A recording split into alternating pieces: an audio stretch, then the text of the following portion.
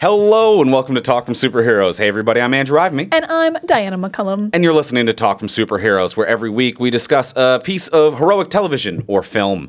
And this week on the podcast, we're hitting up the TV tip. We are going to be talking about Wonder Man. We are talking about Wonder Man, the entirety of season 1, or the only series, because it's listed as a mini-series everywhere I've seen it, which is so weird, because they usually are open to more seasons of a thing. But I see it listed as a mini-series everywhere. It is whatever this was. Whatever this 8 episodes of Wonder Man. Yes, if you have watched all that exists as of January 2026, the release of this episode, then that is what we are covering of Wonder Man. The season, the miniseries, the Marvel Spotlight. The Marvel Spotlight. The Man, the Wonder. It's I looked Wonder up Man. what the Marvel Spotlight means. Oh, please enlighten me. Only Echo has been a Marvel Spotlight show before. Okay. It's just grounded stories that aren't connected to anything. So it's basically standalones that you don't really need to know anything else about. Okay. Which is a weird thing to say about Echo, because she was a spinoff of Daredevil. And also, we'll get more into the plot of Wonder Man as well. Mm-hmm. There's at least one major connection to... There is. I think the idea is it doesn't have, universal impact. Sure. You can watch, Doomsday and not have to have seen Wonder Man. Yeah. Okay. Interesting. The idea of the Marvel Spotlight. Marvel Spotlight is meant to be more self-contained. Yes. Okay. So we're learning. Thank you for looking that up and enlightening me and the listeners. I'm here for you. So we're talking about Wonder Man today on the podcast. It is a new TV show. It only just came out. We've watched all of it. As we do anytime we talk about a new show or movie, we are going to give you a spoiler-free review. So in case you're on the fence about watching it, not sure if it's worth your time, we'll give you a spoiler-free review, just some light touches on the subject. And then once you hear the theme music, we will be entering the spoiler-filled section. So let's start with the spoiler-free review. The usual and simple question. Diana, did you like it? I liked it. I really, really liked it. It would be a love if I didn't find the ending pretty unsatisfying. But everything leading up to the ending was a love, so maybe it's a love overall. It's a great show. It is self-contained. It's so easy to watch. The two leads, Yaya and Ben Kingsley, are just incredible on their own, but they're incredible as this friendship develops. Their chemistry is remarkable. They are both such good actors within the show and as their characters, if that makes any sense. It's a low stakes show that you feel so invested in. You love these guys, even though Simon is supposed to be a dick. You're but you're so charming that I actually still really like you. It's fun. It moves at a great pace. It's actually meta-comedy and not just references, which most meta-comedy is. It's a beautiful love letter to just acting and to movies in general, which are all things I love. I don't know if listeners know this. I went to acting school, so this actually really touched on a lot of things for me that were really important to me. I had a great time with Wonder Man. I loved how little it was about superheroes. It was just a great show. So it's a very high to a love. Wonderful, wonderful time. Andrew, did you like Wonder Man? I loved it. It's so good. I adored it. It's so good. I cannot recommend it highly enough. It is it's grounded. It's phenomenal performances. It's very even lightly a superhero thing. I almost think of this as more comparable to Barry. Oh yeah, okay. If Barry was 10% more, yeah. Yeah, if Barry instead of an assassin was a superhero, it's that kind of it is a story about LA and the performance industry that has one weird wrench thrown into the mix. And I just think it's beautiful. And yeah, Yaya and Ben Kingsley do a phenomenal performance. You buy their friendship, their journey, everything that they go through. It is 100% on the screen. It's beautiful. It's gorgeous. It's moving. It's well performed. It's everything. This is since Infinity War. It's crazy that I think the two best things Marvel have done has been WandaVision and this. By a country mile. Those are the two best things Marvel has done. I will say No Way Home is after Infinity War, so I will also say No Way Home. No Way Home is good. I love No Way Home, but that's the top 3 for me. I agree. I get WandaVision, that. No Way Home. Yeah, I'm not going to flush No Way Home down, but it does have some huge Act 1 problems. But this is incredible. This really is incredible. Good. I recommend anyone run to watch it. Yeah, it is nice to finally have one of these series match WandaVision, because WandaVision being the first one set the bar so high. Yeah. And no one's ever been even close since. Yeah. And this is the closest anyone's come to WandaVision easily. Yeah, absolutely, easily. Yeah, it's beautiful. It feels like almost the. I know that you didn't watch it, but I watched it recently. The Studio towards the end of last year. This feels like the antithesis of The Studio. The Studio is all about like the biggest, most powerful lunatics in Hollywood making all of the decision, and that's how movies are made. And this is all about the smallest tradespeople just working really hard to try to do anything, and that's how art is made. This is actually like the opposite side of the coin to what The Studio is. I like that a lot, and I will say I saw an interview with Kevin Feige, and he was like slightly upset about The Studio because this show was filmed in like 2023 or was starting to be filmed, and the writer's strike pushed it back. So it came out after The Studio, and he was like, now it looks like we're copying The Studio. Oh, interesting. So it is not copied or influenced by The Studio at all. It was pushed back and delayed. Hence there's the meta joke line in this when someone yells out, "Let's hurry up and film this before there's another writer's strike." Oh, I didn't even If you remember notice that line, yeah, when they're on a film set at one point, one of the directors is like, "Let's hurry up and film this before there's another writer's strike." This explains that line. Okay. All right. Our knowledge combined, and we figure it all out. We're a good team. And can this be spoiled? Ooh, can this be spoiled? Not particularly, but also it's so good I wouldn't want to know anything about it, but none of the things that are good about it are surprises, or twists. Everything good about it is just like, whoa, performance, whoa, character building, whoa.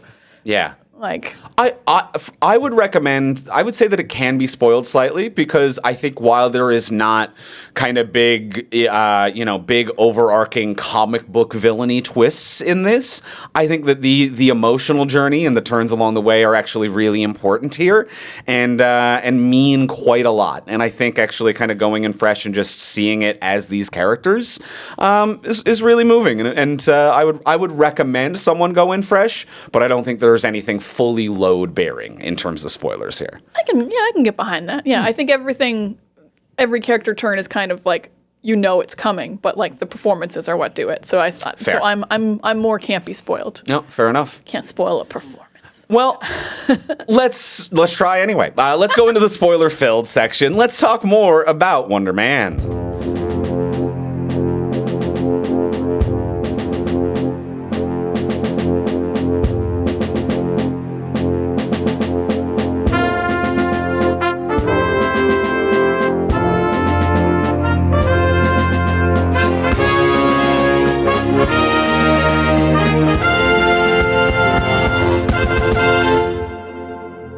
All right, we have seen Wonder Man. We are in the spoiler-filled section, but I just adored this. It was so refreshing. I can't get over how easy it was to watch, which is like, Yeah. It didn't feel like homework. It didn't feel like a struggle, which a lot of things have felt like recently that I've watched. It just felt nice, and I was excited for every episode, and I liked the characters, and it was straightforward, but it was still really fun and well-paced and so packed full of interesting characters and just love of movies and acting. It was a delight. It was warm and welcoming. Oh, yeah, it felt warm. It felt warm and welcoming. It felt like a soup of a show where I'm just like, this is just right. Yeah, it felt like Ben Kingsley was becoming my friend, and I have a new friend now. It Yeah. didn't feel so much like Simon was becoming my friend, but I felt like I was also being honeypotted by Ben Kingsley, and I'm like, let's go for it. I will. You know what? You can betray me if I get this much out of it before the betrayal happens. All right, fair enough. Well, If my podcast shoots to #1 in the world and then turns out betrayal? there was a betrayal, we can do a betrayal. that's fine. A light betrayal. Light betrayal. A quick summary of this series for those of you who didn't watch it. We have our lead character, Simon Williams, played by Yahya Abdul-Mateen, who is a struggling actor in LA and also secretly has superpowers that he is trying to hide because all he wants to do is be an actor, and people with superpowers are not allowed to act in Hollywood due to this controversy of one person with superpowers killing Josh Gad in an episode. Then we'll talk talk more about in a few moments. But yeah, it's the story of him as a struggling actor befriending Trevor Slattery, played by Ben Kingsley, who was in Iron Man 3 and in Shang-Chi. And he is also an actor who is working for the Department of Damage Control, attempting to get inside information on Simon and his superpowers to betray him. But then they secretly become just sincerely good friends to one another and become successful actors. And Simon gets cast in the major film for Wonder Man. This kind of, I think, 60s-ish? 80s. 80s? Okay, this 80s superhero that they're rebooting now for modern times. So it's a rags to riches story of a struggling actor working his way up and befriending a man who is betraying him, and the real friendship that comes along the way. And it's just warm and nice. It's just warm and nice. Yes, so much of this show is about acting in Hollywood and not about superpowers at all. Yeah. Like his secret could very well just be like, this could be set in like prior decades, and it's like, I'm gay and that's my big secret. Like the Sure. secret isn't necessarily that it's superpowers. It could be anything. Yeah. It's not. That's just like what Marvel obviously would have the secret be, but it really is just a man hiding a secret and wanting to succeed despite of it. Yeah, absolutely. I mean, there's a history of this within Hollywood as well, of like Hollywood blacklisting of people who were considered, communist sympathizers or socialists and things like that. So it's like there is a history of hiding who you are within the industry, and it feels like it's just kind of using superpowers as a parallel for that while going on a real just kind of personal journey for this character of Simon. Yeah. Played by Yahya, who I cannot stress enough is truly phenomenal. Grounds every scene in just truth and realness and emotion, and is so sincere and believable every second of the way. You have to be such a good actor to play a man who is an incredible actor. Yes. There's no other way around it. So him and Ben Kingsley both have to be so incredibly good to be like, I'm a good actor as Simon, and then I have to act like I'm acting and be good at that. But you have to tell it's not Simon, but I'm still Simon acting, and I'm still moved by all the scenes when you're acting as like Wonder Man in auditions or on screen or when Trevor is Barnaby, and it still has to move me, and it does every single time. And it's a script that absolutely does not work if you don't have two actors who are one of the greatest actors ever. Yes, absolutely. Yeah, you do need two incredible high-end actors in order to sell this. Because even outside of the acting as one of the best actors scenes, he also has to sell acting as a guy who's blowing it. And that is also a hard challenge in itself for a good actor to play a doofus, but something where it's like he's screwing this up in a believable way. You can see that he's two in his own head. To be able to see that it's like you have the talent to do this and are getting in your own way, and I'm rooting for you, and when you get out of your own way, you succeed. That is a real journey for an actor to go on, and boy, he does it. Like, I was talking about something similar recently with friends of the podcast, Jocelyn Getty and Kaya Green, about What a crew. What a crew, about the film Sinners, which is, a movie where Michael B. Jordan's characters are like, this guy, our cousin, is like, this guy, our cousin, is one of the best musicians and is so good, it transcends time and spirituality. And you've got to get someone that good. And that movie did it. Because so many, like, movies and shows where it's like, this is a show about the best stand-up comedian that ever lived. And it's like, really? You kind of wrote him like Fozzie Bear, but all right. So it's like anytime a movie or show is like, there's someone who's really great at an art, you really got to get someone who's great at that art. And Yahya's this guy. It makes me think of the reverse of Sucker Punch. Hear me out. Let her cook. Let me cook, sir. In Sucker Punch, the idea is like the girls are such good dancers that it puts men in a trance when they're in like the brothel part of the Sucker Punch world. But whenever they start dancing, it cuts to action scenes, and you never actually see the girls dance because they were like, we can't dance that well that men would just go into a trance. So we'll cut to action scenes. Yeah, that doesn't exist. I do agree. That doesn't exist. So in this show, they were like, no, we did find actors that good. Yeah. As good as the trance dancing in Sucker Punch. As good as of course, everyone's talking about it. I'm talking about it. I'm going to start the conversation. I love it. It's trance dancing. It's trance dancing from Sucker Punch, but they've pulled it off. They pulled it off. But yeah, I completely agree about performance and just writing is also so smart because, like you said, he's not failing because he's a bad actor. He's actually crushing auditions because auditions are just quick. He walks in, he does the line, he leaves. They're like, oh wow, you crushed that. But he's screwing up on set because he's almost too. He almost loves acting too much, and he's not trying to be famous so much. Like, it'd be nice to be famous because it's just more work, but you can tell that he also just loves acting. Like, he wants this role to feel fulfilled. He wants the backstory to be filled in. He's not trying to be difficult or a diva. Like, he's not asking for extra stuff for himself. He just wants to act. He's overthinking it, I think, is the thing. Like, he's doing too much. He can't turn off his brain. And I think the incidents that he is having with his powers, as well as the problem that he's having with his acting, is all just kind of panic attacks. It is just, he is getting in some kind of a mental loop of like, I need to fix this, and what about this, and what if that happens, and what if this happens, and if that happens, it's because of this. And he just cannot stop spiraling out of control. And Ben Kingsley's character, Trevor Slattery, is someone for all of his own faults is very much only ever existed in the exact minute that he exists in, which comes with its own set of problems that obviously he's dealing with. But that's why they're such a great pair. They're such a great pair because I'll agree with that. Yeah, Simon is constantly spiraling, and then Trevor is kind of the only person who's ever grounded him and told him to be present and taught him how to breathe, which is like the number one thing you learn in acting school. FYI, so many classes were breathing, and I assume Simon took some classes because he mentions in several episodes, he's like, I take 3 classes a week. So I'm like, you should have learned box breathing so long ago. That should not come as a surprise to you. Maybe no one's ever brought it up as a thing for panic instead of a thing for just controlling your breath if you're doing like a Shakespeare speech or something, because there's a lot of breath control for just like long monologues. But he would have heard of box breathing before. But still, it does make them an incredible duo. And I do like this like journey that Simon goes on of actually finally meeting his match with Kovac, the director, of someone who is also so in his head, but in a way that is successful. Yeah. Because in one of the final episodes, Simon wants to make a change, and Kovac wants to make too big of a change based on Simon's advice. And then Trevor has to step in and be like, what if we just change the line to this? And everyone's happy, and it makes this like absolutely beautiful family of filmmakers, like true collaboration.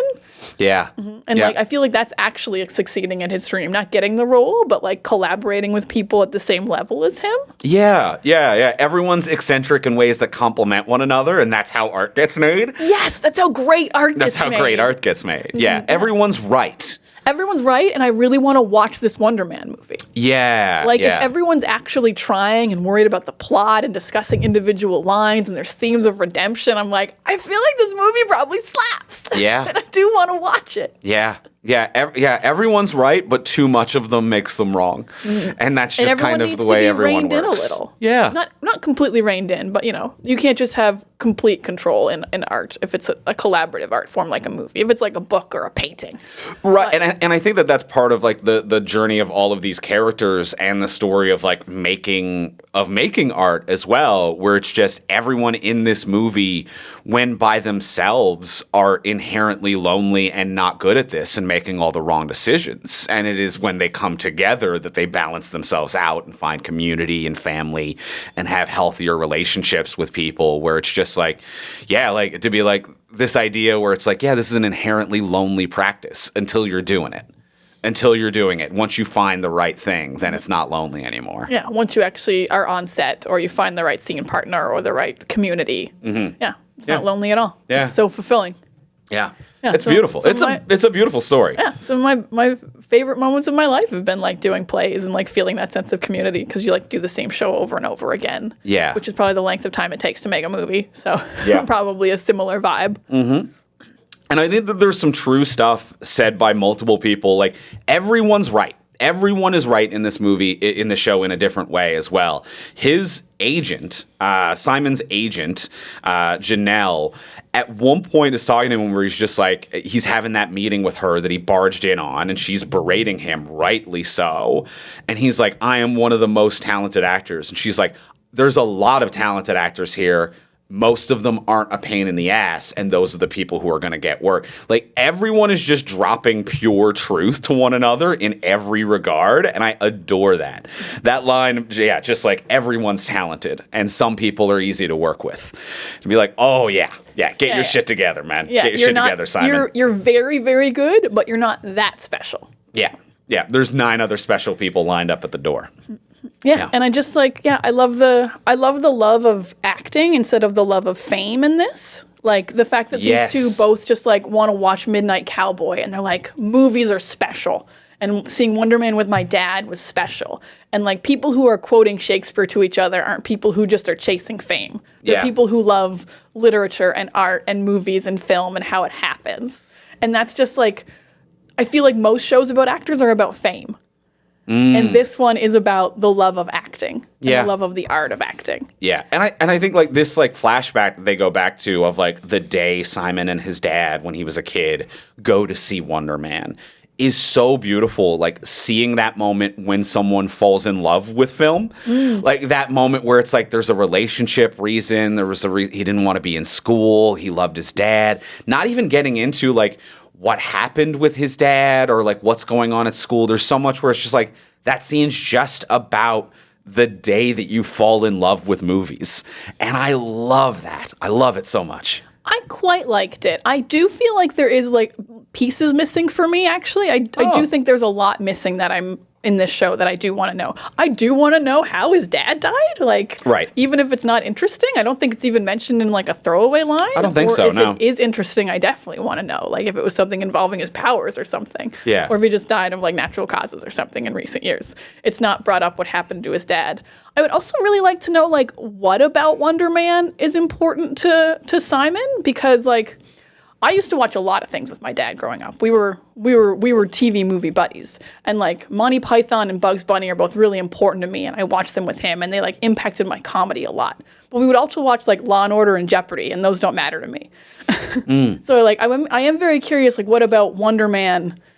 They don't really resonates with him. Resonates with him personally instead of just other movies, or like it's important that you saw it with your dad, but I feel like there should be some kind of like the themes should be important. At one point, he's like, Wonder Man wouldn't say this. I'm like, but what is what would he say? Was Wonder Man for justice? Is Wonder Man for peace? Is he for protecting people?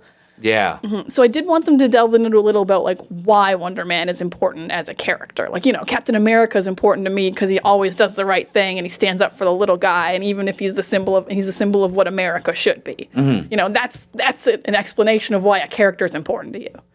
Yeah. And I didn't get why he liked Wonder Man. Interesting. Okay, that's interesting. I didn't need to know, but I totally get where you're coming from there. I totally get where you're coming from. I also don't have a strong sense of that character. Yeah, but I like the reboot of it. I like them playing it. There's so many quiet little moments that I love in this show. The one where it's him and Ben Kingsley, it's Simon and Trevor in the car, and they first get sent the sides for the callback audition, and Ben reads it and he's like, "Oh, Barnaby betrays Wonder Man," and Yahya goes, "No, that's his only friend in the world." And it's so sincere, and it's obviously their story, is that, you know, Trevor is the only friend Simon has in this moment and will betray him. But just like the innocence that Simon has in that, and Yahya sells it, like that actually hit me. That hit me pretty hard. That was good. Yeah. He sells it, and like you can feel that Wonder Man's important to him. Like even if I don't understand the reasoning, which I would like more, as I said. But like, yeah, of course, he's like, no, he can't betray him. And then like, this movie is paralleled to the point where it like should feel idiotic. Like, I play Barnaby and Barnaby betrays you and I'm also betraying you. It should feel so dumb. It's 1-to-1 ratios. And it feels so smart and almost even unpredictable, oddly enough. Yes.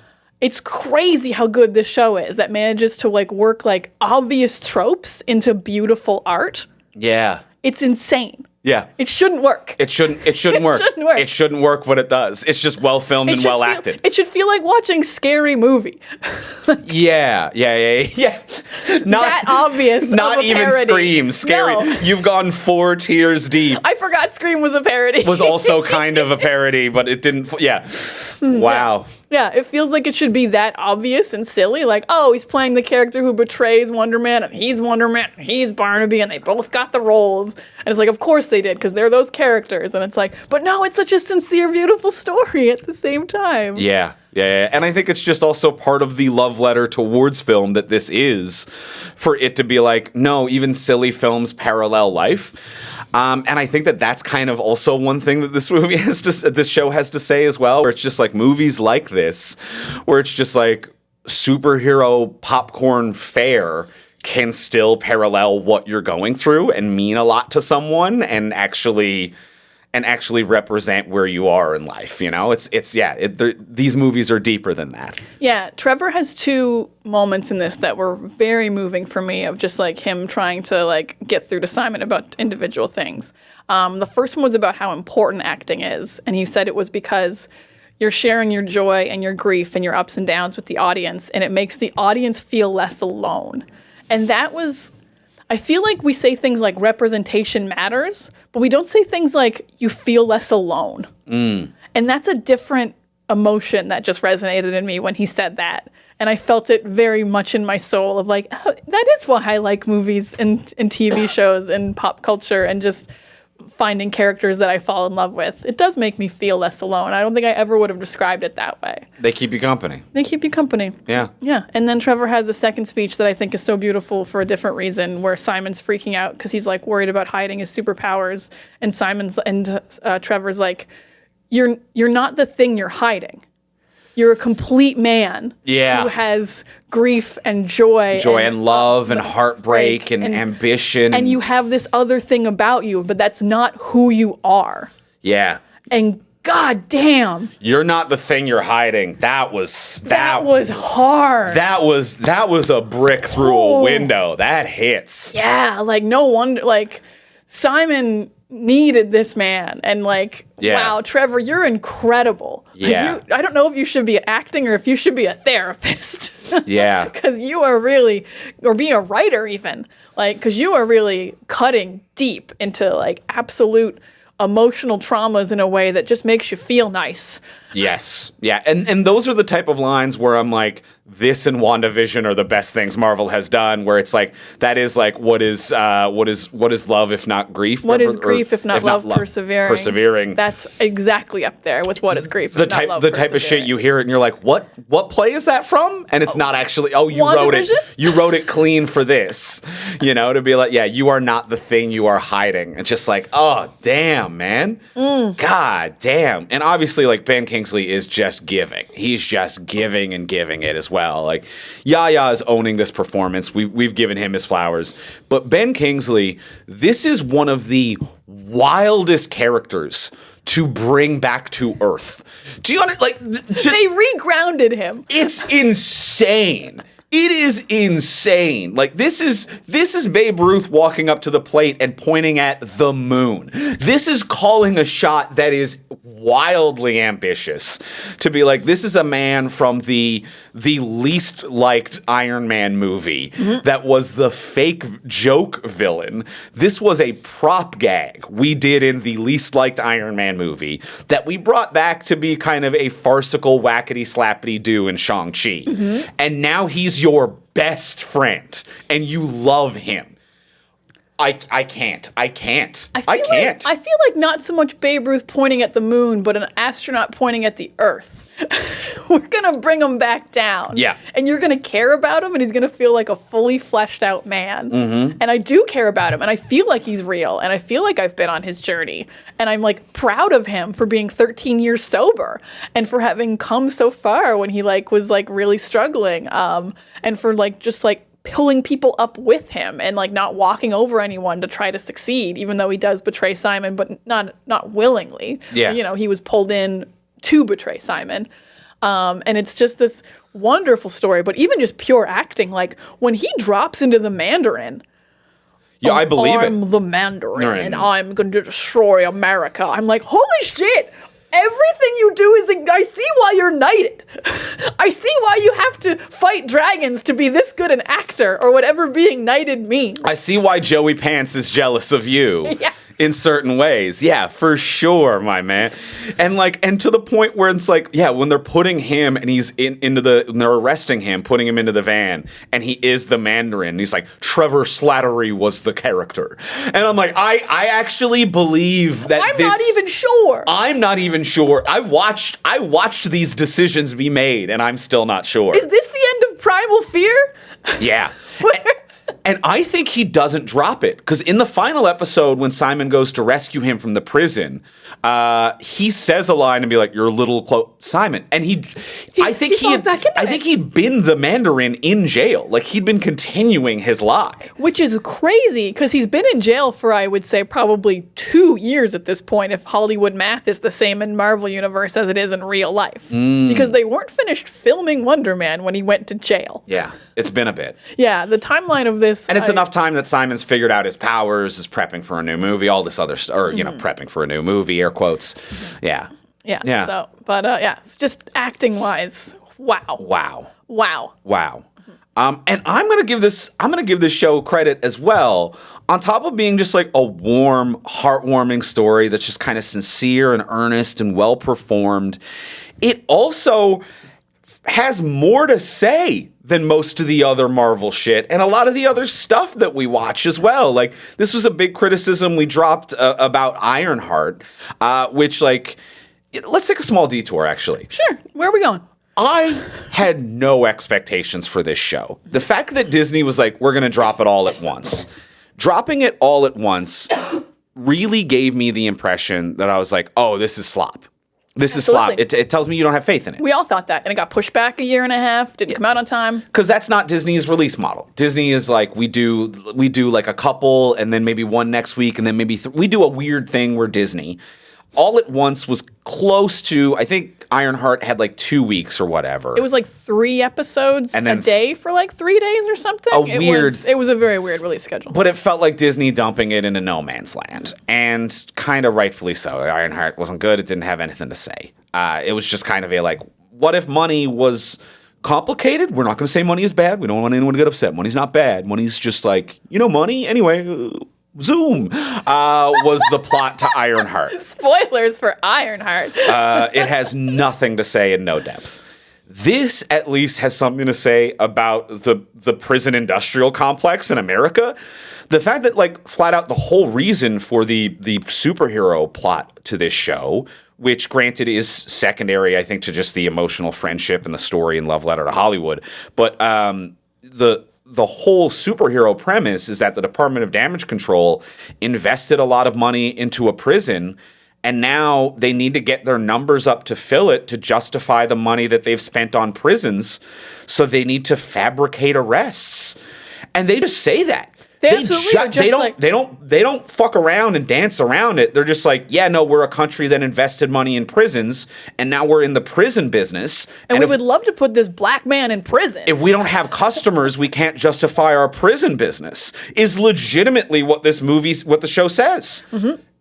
Awesome that you have that. Awesome that you said that and that you brought a mirror up to that, which is a thing Trevor says over and over again, acting as the mirror to the real world. And absolutely, it's a thing that, the most unrealistic part of the show is the idea that a prison would be worried about its budget. Because, they do absolutely fill them up with people because they can get more money that way. But the idea that, you're going to lose your job if we don't fill this prison, absolutely not in America, not today. No. But still a great thing to actually just, point out to people, this actually happens. Yeah. They just arrest people so prisons will be full because they make more money the more prisoners they have.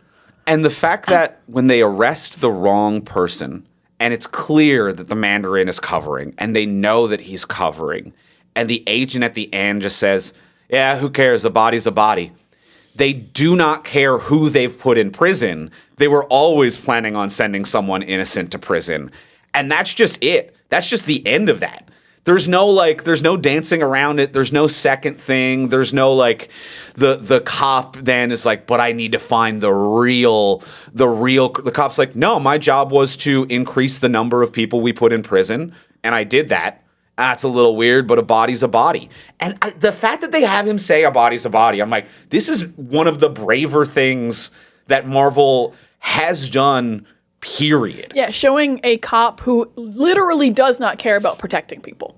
At Or all. a whole agency. Yep. They don't care that Simon explodes. They care if they can put him in prison. They don't care that he blew up a whole building, which honestly, they should. Yeah, yeah. That would be a really genuinely legitimate reason to be like, Simon has to go to jail. People could have been in that building. They could have died. He's not safe if he can't control his powers. But they don't give a shit about people dying or buildings being destroyed. No. They just need, air quote, a body in prison. They need to increase the number of people in prison to justify the expenses. Whoa. And that's wow. Bravo. Bravo. No. Bravo to absolutely everyone who made this show. Yeah. They also touch on real life stuff that I don't know if they like delve into enough, which Okay. is Like the not. career of Joe Pantoliano. We can talk about that in a second. I'm just kidding. I'm not trying to derail you. I just saw an opportunity for you. You just want to. Which is this idea that you can't act if you have superpowers is / kind of a like registration act idea and also like a human rights violation in a lot of ways. Like if you're born a certain way, you can't do a job. And it's weird that it's only Hollywood because you would think every job would be like, you can't have superpowers. You might explode this warehouse you work in. You might explode. And it's weird that they don't, it's not a show for it, but it's really introducing such a like domino effect of things that would happen in this universe. If superheroes can't be actors, they wouldn't allowed to be anything for liability reasons. If insurance won't cover it, then insurance won't cover it ever. Yeah. Yeah. And I think that that's kind of like the fact that they play around it to be like, no, you're not banned. Insurance won't cover the production. So it's like you could still be an actor. There's actually no law that says that you can't be an actor. They said it's almost impossible, not totally impossible. So someone could bankroll it. You could self-fund or whatever. You know, like there are ways around it. So it's or if your superpower is so lame. Yeah. It's technically not a human rights violation. It's just uninsurable, which is their kind of way of dancing Loophole. around that. Yeah, as a society. But yeah, it feels like a bigger issue would be breaking out in society over that. Yeah. And also brings me to 3 unanswered questions in this show that really bother me. First, how did your dad die? Okay. Not answered. Second, how did you get superpowers? Not answered. Where's Josh Gad? And that's the most important question. Where is Josh Gad? Where is he? I assume he's dead because after like a week, you're just gonna die. Where's Jay Gad? Unless he landed somewhere with food and water. Or you don't need food and water in the ethereal zone. You know, like who knows if you're even corporeal? You might just exist as a spirit in there. You might, but where is he? Yeah. I think it actually is crazy the doorman doesn't show up again. Like he's not in the prison at the end. He's not like, oh, I was almost just like he doesn't meet Simon ever to like give him advice. So I do find that strange, and I do want to know what happened to Josh Gad. But I guess the world doesn't know what happened to Josh Gad. No, the world does. So But it haunts me. Let's talk a little bit about that. Episode 4 of this series is kind of a standalone episode about this character, the Doorman. I forget his name. Damar Doorman Davis. Damar Doorman Davis, Played by Byron Bowers. does an excellent job. good. So good. Oh my God, he's so good. This black and white episode about some years prior. I'm not sure if they list exactly when, but prior to the events of the Wonder Man story that we're watching, this this guy, the Doorman, and I'm assuming it was when Trevor was in the kidnapped by the rings, because that is the other funny thing that they never bring up in this as well, that he lived in like a mystical land in the mountains for a while doing plays for the criminal gang of the rings. Yeah, it's weird that he talks very little about Shang-Chi, which was a critical success and financial success. Like, everyone should have remembered that he was in Shang-Chi. That he was in there, yeah. But anyway. But I'm assuming in those years, something happened with Doorman Davis, where he was a doorman, and his superpower that he gained from a Roxxon goo in a dumpster is that he can portal things through walls and objects and doors. He's kind of like Cloak and Dagger. A little bit like Cloak. But he doesn't need a cloak. But doesn't need a cloak, yeah. And then becomes a movie star, becomes friends with Josh Gad, develops a drug and alcohol problem, and on set one day, Josh Gad jumps into him and disappears into this phantom zone and is never seen again. A great standalone episode. It's such a good standalone episode, just performance-wise, just story-wise. You're like, this guy was so content with his life, but then he got offered more. He got offered fame, and it ruined him. Like, he was the happiest man you've ever met. Yeah. And then superpowers and fame destroyed his life. Tough. Yeah, really tough. But like just such a condensed story in like 32 minutes that I was fully invested in. I loved this guy. I felt so much for him. His powers were cool but funny. It was like lighthearted, but you also were like, but he's a man. He's a doorman. He's a doorman. Yeah. Still a man. Yeah. And just like people taking advantage of him and like, you know, agents just kind of getting what they can out of him and then moving on from there and like not getting the financial advice that he needs, but him still being a good person. Like when he goes back to the old nightclub and it's just like that moment when he sees his old manager and it's like he actually hasn't changed as a celebrity or what. He's still actually just a really nice guy. He's sincerely good friends with Josh Gad. He's sincerely very kind to his old manager. He's still like a pretty contented, happy, friendly guy. And it's the world that kind of breaks him down. It's social media and agents and manager. It's and really more the money of it all. finances, Money yeah. is what destroys him more than anything. Yeah. When he sees his old manager, he's like, Brandy, woo! Ooh, this is the best lady in the world. It's not a show. He loves her, and he's so happy to see her. And I bet he's really happy that the club didn't close after the fire nearly killed hundreds of people. Yeah. I would think they'd be shut down. Lots of violations, I assume. Absolutely, yeah. But she kept her job. Yeah. That door should have been a pull. That door should have been push out, not a pull in.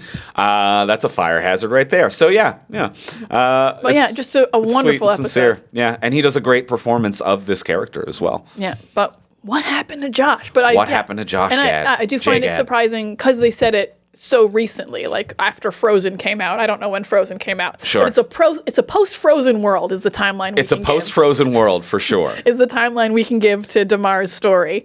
So it's after Frozen, so it's not that long ago. So I do find it weird, like, they don't say he's necessarily in prison, so, like, we never run into him on the street, we never run into him in the prison. Yeah. It just feels like the storyline should have, like, merged to, like, and like, exchanged morals or lessons somehow. I'm on the fence about that. I see what you're saying that it could have, but there is some value to just like a standalone world building piece as well. Like those Mythic Quest episodes. Yeah. So and friend of the podcast, Ian McIntyre, also told me that like we don't watch it, but Atlanta does this a lot as a show as well. These standalones, which I think there is a value to a standalone episode, but it could have threaded in, and I'm not sure if that would add or detract for me. So Josh Gad. Also, I gotta say, anytime I think I don't like Josh Gad, he does something where I'm like, do you not like you? And I kind of like this. Like, I like these. I don't know. Like, I'm just like, I like how much you're willing to make fun of yourself and play the absolute dipshit in everything. Oh, yeah, because Josh Gad is weird to me because I think I pretty much only know him from Book of Mormon and Frozen. And I think everything else he's done since then is just a thing I haven't watched. But I do follow him on Threads, and his political views are top notch. He will say fuck everybody very that's tight. eloquently. Everyone who should be. Yeah. Yeah, and he like shames other celebrities that don't speak out. Oh, good Josh for him. Gad rules. All right, that's great to know. Good to know about Josh That Gad. he plays a dipshit but is a good dude. Oh, he's a super good dude. Okay, yeah. We also watched him in Avenue. Was it Avenue 5? The space one with he was in Hugh Avenue Laurie. 5. Yeah, he's always Also a dipshit, playing isn't playing he? a real dip. And he's Yeah. What was that other like TV show? Was it Billy Crystal? No, it was like. It Oh had, like, yeah. Yeah, it We was- didn't. We didn't only see that one though. watched a few episodes. Yeah. We didn't. It didn't grab us. Yeah, but there's something it about- was like making TV again though. There's something very confident about a person who can play a dipshit. And the last thing that I wanted to say about the Doorman episode as well, there is one weird exception to a rule for me. I have mentioned before on this podcast, talking about other TV shows and film, I very much dislike it when actual real world news reporters play themselves in movies. When they're like, hey, it's Wolf Blitzer reporting on Superman. Doesn't make this movie grounded? I'm like, no, it actually takes me out of it, you know? Be like, hey, check it out. It's Anderson Cooper talking about Homelander. I'm like, I hate it. I hate this. I hate it. Real life news reporters should not play themselves in dumb, silly stuff. With the exception of Mario Lopez. There is something about specifically Access Hollywood as just a joke of a show. It exists in the Access Hollywood exists in this uncanny valley where it somehow exists in fiction and reality, and I'm perfectly okay with that. From Tropic Thunder to Wonder Man, Access Hollywood is okay, and it does not take me out of a movie or TV show for it to exist within fictional properties. I think that makes total sense, though, and I agree, because I think Access Hollywood, apologies to anyone who works on Access Hollywood, isn't journalism. It's like reporting on Hollywood, but like you get sent press releases. You're not like, I did an expose about a thing. It really is just like talking heads. Whereas like Wolf Blitzer and Anderson Cooper are like going to war zones, and they're reporting on real news. I'm like, I Right. don't want you in a silly Superman thing. Like I'd like to keep you purely like an actual journalist. Whereas Mario Lopez, like especially in the MCU, which has established a multiverse, I'm like, I believe in the MCU multiverse. Mario Lopez still works on Access Hollywood. I believe that this is the job that man has in every universe. He's the constant. There's something about Access Hollywood hosted by Mario Lopez that is a universal construct. Fantastic Four, Mario Lopez hosting Access Hollywood. Doom World, Mario Lopez. hosting Access Hollywood. Yeah. Doom was spotted at a new restaurant in LA this week. Like, just it's always exactly the same. There is something weirdly constant about it. I I'm agree. cool with that. No, I agree. Yeah, real reporters, weird. Mario Yeah. Lopez, absolutely fine. Absolutely fine. Absolutely fine. Slater from Saved by the Bell, just Yeah. play yourself. He's the Just exception. like Josh Gad is. Since we're on great episodes, I do also want to talk about, I don't know which number episode this is. It's the one with Jaden and Esteban doing the candy business, and the GoPro sees Simon. The farce. The farce. This episode ruled, because like we've talked about how like the drama of this has been very good, and we've been emotionally gut punched. This was a very silly comedy episode that absolutely nailed the pacing and the stakes, and also like had this cool like again meta narrative that was so obvious later of two people who have betrayed each other but who become friends again. Because in later episodes you see Esteban and Jaden are friends again. Oh, the way yeah. the way that Trevor and Simon like are friends again at the end, and Simon breaks him out of prison. Yeah. 'Cause they're watching it and they're like, "Oh, the Mandarin's back!" When they're friends again, they've reunited. Wow. The Candy Business Boys. Yeah. But even on its own, the Candy Business episode, oh my God, following them into like the little like secret club, and Trevor's just like, we should remember this is here for later. This is lovely. Them not knowing if a GoPro can auto Upload upload. to YouTube. Fuck, that's funny. And like Trevor's so sure it can't, but Simon won't risk it, and they ask a young person about it eventually, and she's like, no, it can't auto upload to YouTube. You need a laptop. They're like, we're good. Yeah. No, We can just leave Jaden to die. need to download it to a laptop first. I knew it. The fact that like the plot motivation is defeated by talking to a younger person. Oh my God. So funny. His agent calling as a shootout breaks out, and he hasn't even been in the middle of it. Like his superpowers aren't involved in this, and his Yeah. agent's just like, you got to get to your audition. And there's like a shootout happening outside. Run! Yeah, we never go back. The gang that is trying to get their money back from Trevor never return again. They just stay there in a shootout with the cops. Yeah, like who died? Who lived? They were all at least arrested. They They're should have been in the big prison. awesome. Such a funny farce. Because most episodes were like kind of funny with a lot of heart, and this episode was like mostly funny, and it absolutely ruled. It was Yelling run and then going out the back of a police shootout to drive to an audition when you're a superpowered Wonder Man is it's so funny. It was my favorite episode. I mean, I got a soft spot for Joey Pants. Oh, yes. You were so excited when Joey Pantalone was here. So funny to me. Joe Pantoliano playing himself, an actor that that I love. I've learned to love because of you. He would mean nothing to me if not for you being like, oh, Matrix, and then in Bad Boys when he's in heaven. Go back and listen to our Bad Boys for Life episode. The fact that his character is so cool that when he dies in Bad Boys for Life, he goes to the Black Panther astral plane for no reason that is ever explained. He's just like that cool. The one white dude in the Black Panther Panther Astral Plane is Joe Pantoliano.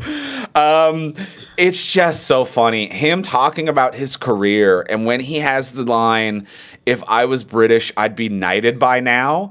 And then there's a quiet moment, and it just does a quick cut to Ben Kingsley, and then back to Joe Pantoliano continuing his speech, is such a funny inside joke of the knighting of Ben Kingsley. It's very funny. And thank you for pointing it out, because this is the one I actually missed, because I forgot he was a knight. With the career I've had, if I was British, I'd be knighted I by loved now. him like showing up at the end, like he when they leave his house, he's like, "Wow, I didn't get audition for Wonder Man." Then he steals the role of Barnaby. It all just comes together. It's so good. Really nice, perfect use of Joe Pantoliano. And I also will say this show is like a weird Hollywood line, because they're like, we all know who this guy is. Even if you don't know his name, you'll recognize him from something. Yeah. And we're going to bring up Joseph Gordon-Levitt. And then we're going to talk about Glenn Howerton for an oddly long time, who I only call him Dennis from It's Always Sunny. And I'm like, is that Dennis? I feel like Glenn Howerton is not a common enough known name, even if you know who Dennis from It's Always Sunny is. Right. Glenn Howerton's name doesn't bounce off your skull in a way that you're like, I know who that is. Right. You're not like, oh, the second lead of Blackberry? Like, you know, like it's The just second lead of Blackberry? Well, it's like I haven't seen Blackberry. It's kind of him and Jay Baruchel? Jay Baruchel. Thank you. Wow. I haven't seen it. I was panicking there. You were. Yeah, him and Jay Baruchel I would put as like co-leads, maybe. Co-leads of that movie. The trailers made it look like more Glenn It's a good Howerton. movie. Oh, great. Yeah. Or was that a miniseries? Whatever it was. Whatever it was. But yeah, that was, I thought, a weird choice. Glenn Howerton. Yeah. Good for him, though. I bet Glenn Howerton, do you think you tell them in advance if you're going to get name dropped in a show like this? I do was wonder. Glenn Howerton at home and he was like, what? I do wonder what the legal clearance is there to make fun of someone. I don't know what this Joseph Gordon-Levitt bird thing is. I've never looked this up online. Yeah, is this a real thing? I don't know if this. I meant to look it up, but I forgot. But yeah, I do wonder if you need to get legal clearance to mention these kind of things. You know, obviously Josh Gad gave full approval to make him look like a doofus or whatever. Him and Joe cleared everything. Yes. Yeah, Joseph Gordon-Levitt and Glenn Howerton. And Glenn Howerton. What are they? I mean, Glenn Howerton just got accused of like eating a salad listlessly, I believe. I think you can say that. I think you can say that about Glenn. You can say that. I don't think you can imply bird harm or whatever. What's the bird law? I don't know what the bird law is. If we're on It's Always Sunny. We need to call them about the bird law, about the Joseph bird law. Gordon-Levitt reference. Yes, and it's so weird that this came up because like I also saw an interview recently that apparently like Glenn Howerton was James Gunn's second choice for Star-Lord, so it was like doing screen tests for that and stuff. So it's like it's a man who's like 1 degree removed from almost being in this world and stuff.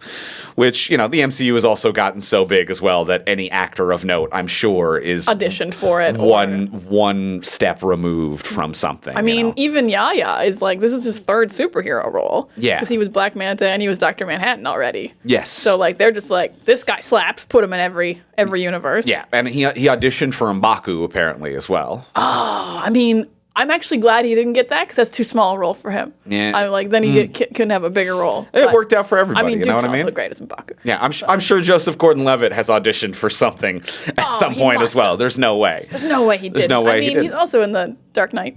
Yeah. So he's out there. He's out there doing superhero Out there stuff. in superhero stuff. I'm feeling pretty good about Wonder Man. Do you have any final thoughts? Anything that we've missed that you'd like to hit on? Final thoughts. I think the only thing that is like kind of like a thing I thought was going to happen because they were harping on it so much and didn't. What that surprised me was they were doing so much American Horror Story stuff. In WandaVision, the guy who plays Pietro is Quicksilver from like the Fox version of X-Men. But he's an actor within the MCU. But American Horror Story actually stars that actor. So I really thought he was going to show up again. Not as Pietro, but like as himself, as Evans something. Yeah. I forget the actor's name. But so that just surprised me. I was like, oh, I thought you were really harping on this because like his only other thing other than Quicksilver is like he's in every season of American Horror Story. Right, and he would show up there to be like, I missed a season because I was in a bubble. I was in the bubble world. Yeah. But now I've booked American Horror Story. I got out. Yeah, he would connect the two greatest Marvel shows. Interesting. That would be a fun little That would be a fun there. little connection. They didn't need to happen, but like they were harping so much on American Horror Story. It's like, did you guys just buy this and you really want it to succeed?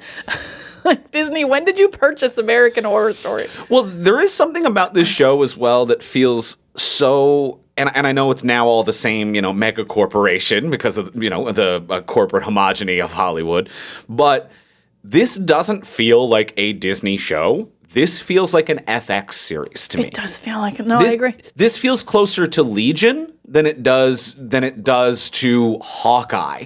This feels closer to that than it, this feels like it's an FX series. So there's something about American Horror Story being such a pivotal thing in this that it's like, yeah, that feels like the world that this exists in. It exists in the FX universe. It exists in a universe where Glenn Howerton is the star that they've, you know what I mean? They're referencing American Horror Story and Glenn Howerton. Maybe Glenn Howerton plays Star-Lord in the movie version of Guardians in the MCU. In the MCU. Yeah.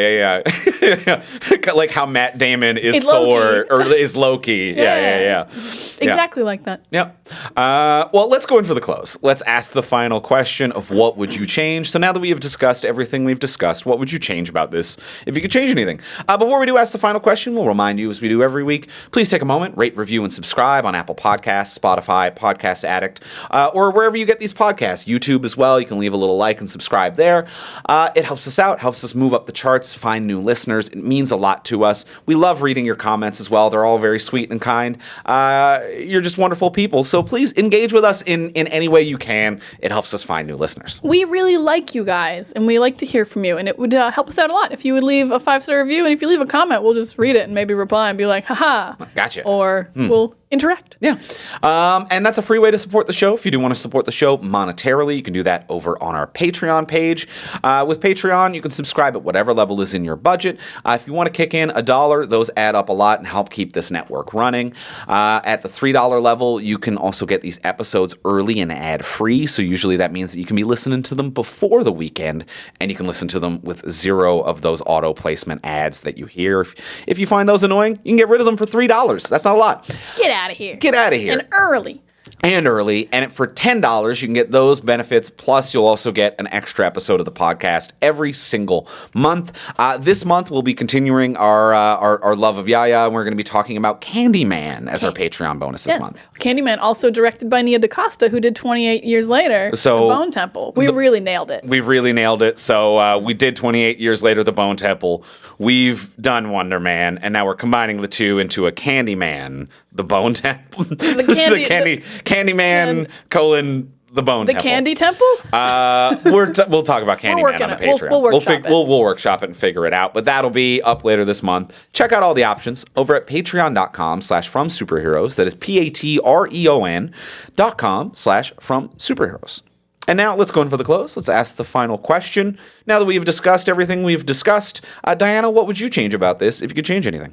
I think the ending is rather unsatisfying to me in a way that I find a little hard to articulate. So I don't know if I have a great change for it. I think it maybe all just happens too abruptly because, like, Trevor goes to jail and that's fine. And then Simon seems to fix everything wrong with his life in the interim of that happening. And I don't know if it was like the fact that Trevor believed in him enough that he got out of his own way and was acting better and figured out his powers. It just, all of that really happens off screen. Because like even before Trevor left, we saw that he still had to be the medium of him not getting in his own way. He had to be there to be like, let's just change this one line and then we can move on. Like he still was very important for Simon to figure himself out.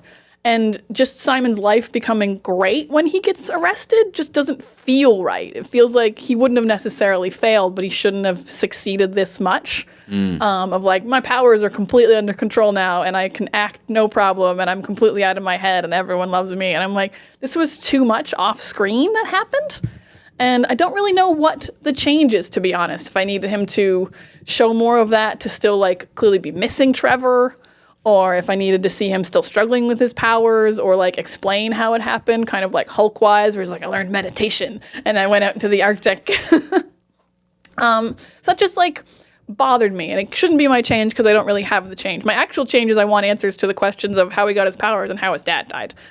This seems like, even in throwaway lines, I don't even need flashbacks, but this is kind of vital to an origin story, especially if you call it a miniseries and imply there's not going to be any more.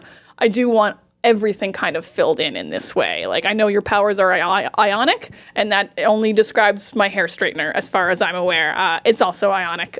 Don't know what it means. Your hair looks great. Yeah, I would like my answers filled in, and I just need more. I need more in that gap between the finale of like Trevor going to jail and then getting broken up. Andrew, but also it's such a great show. That's why there's so few things to change. It's so good. Andrew, what would you change in Wonder Man? I agree with you. It's a great show. It's hard to find changes. My change, I'm not sure if this would make it a little bit too sad of a moment, because I do want to see this character growth, but I agree with you, the character growth happens off screen. He's kind of happy. I like this moment of reconciliation with his brother. That's really nice. That feels earned. That feels like life getting better a little bit. But just kind of like fame and success, and just kind of like it came and he has it and it's good, is a little bit weird to me. I almost kind of want a moment of like, maybe him getting fired from another job and then being like, I got to get Trevor, but I'm not sure if that makes it then transactional to be like, I'm getting my friend so that I can get my career back, or like I need him around. So I'm even kind of like uncertain about that, but I agree that something is missing. Could it just be loneliness? Because I feel like DeMar, when he got famous, missed talking to people at the door and seeing his manager Brenda all the time. Yeah. So it could even just be the loneliness factor of the fame. Yeah, maybe the loneliness could kick in. Something that just kind of is a little bit. His life can be better, but it needs something that's missing. Yes. I think. Yeah. Yeah. It's hard to put my finger on, because I don't have a big change for this one. I'm just sincerely smitten with it. It's great. Yeah. This love letter to acting and movies and the worlds that we love. Wonderful stuff. Wonderful. What a relief to have just a good Marvel project to talk about. Just kind of a breath. Nice. Just really good. Well, that's going to do it for us this week. Next week on the podcast, we will be back and we will be talking about season 2 of Fallout. All right. We'll be back talking about that next week. In the meantime, if you want to get a hold of us, you can find me online most places. I'm at Ivimey, Ivimey. You can find me at Words of Diana. And you can find both of us at From Superheroes, and check out everything we create over at FromSuperheroes.com. And we'll talk to y'all next week. Bye.